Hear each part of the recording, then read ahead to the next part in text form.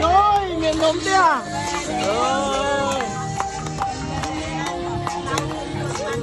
Mấy nhà mày à?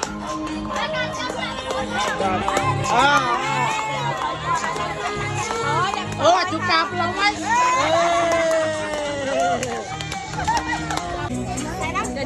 Mày đâu để anh Minh ăn bọc xiên luôn đấy. Ăn con đi. Bạc tay. Mày nói xiên của cô ai thế? Nó lôi mà.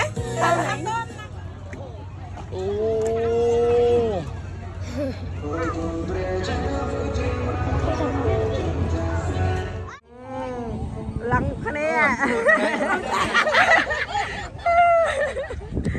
Ngày ní khu cần nãy và phone mà. Cái ai phone nó đâu. Kê san. Kê. Cầm liêng kê. Cái bánh à?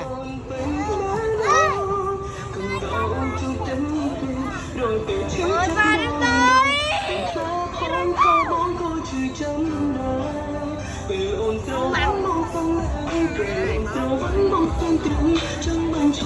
Tăng ai.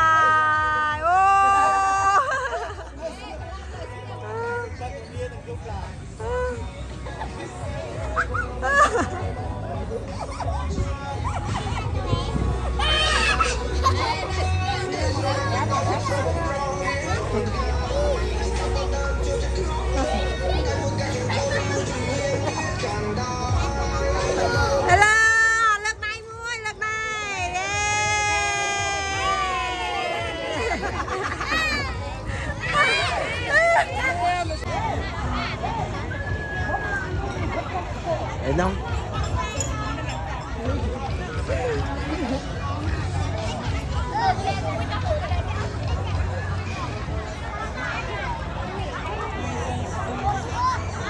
Một quen chứ, một quen thôi một khang. Kịp xa ta kịp xa. Trời ơi, bơi bục à. Nơi ta.